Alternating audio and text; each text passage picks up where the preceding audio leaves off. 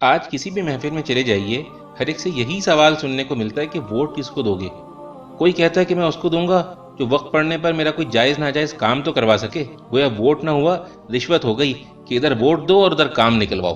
کوئی کہتا ہے کہ میں تو اپنی برادری کو دوں گا، گویا ساری دنیا کی قابلیت تو ان کی ہی برادری پر ختم ہے۔ کوئی کہتا ہے کہ میں تو اس کو دوں گا جو جیت رہا ہو، گویا ووٹ نہ ہوا سٹا ہو گیا۔ کوئی کہتا ہے کہ سسٹم ہی ٹھیک نہیں، میں تو ووٹ ڈالوں گا ہی نہیں، گویا آپ کے ووٹ نہ ڈالنے سے تو سب ٹھیک ہو جائے گا نا۔ تو بھائیوں، کیا آپ نے اللہ کا حکم نہیں سنا کہ امانتیں اہل امانت کے سپرد کر دو؟ ووٹ ایسے ایماندار آدمی کو دینا چاہیے جس کے حوالے آپ اپنے گھر کی چابیاں بھی کر سکیں۔ اگر آپ اپنے گھر کی چابیاں اس کو نہیں دے سکتے تو اتنے بڑے ملک کے خزانے کیسے آپ اس کے حوالے کر سکتے ہیں؟ ووٹ ایک گواہی بھی ہے۔ اللہ نے فرمایا ہے کہ انصاف کی گواہی دینے والے بنو۔ جس شخص کے حق میں آپ ووٹ ڈالتے ہیں تو در حقیقت آپ اس بات کی گواہی دیتے ہیں کہ وہ امانت، دیانت اور حکومت کے امور چلانے کی قابلیت رکھتا ہے۔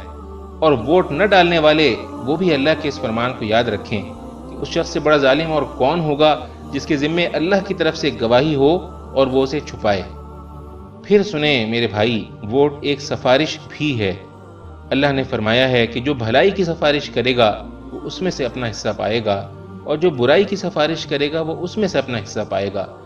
آپ کے ووٹ سے جو جیتے گا، آپ کی برادری کا ہو یا نہ ہو، اور ملک میں اچھے کام کرے گا، اس میں آپ کا بھی اجر ہوگا، اور اگر وہ برے کام کرے گا تو اس کے گناہ میں آپ بھی برابر کے شریک ہوں گے۔ اس لیے ووٹ صحیح آدمی کو دینا، غلط آدمی کو ووٹ دے کر اپنی آخرت برباد نہ کر لینا، کیونکہ رسول اللہ صلی اللہ علیہ وسلم نے فرمایا، روز قیامت وہ شخص سب سے زیادہ خسارے میں ہوگا جو دوسرے کی دنیا کے لیے اپنی آخرت کھو بیٹھے۔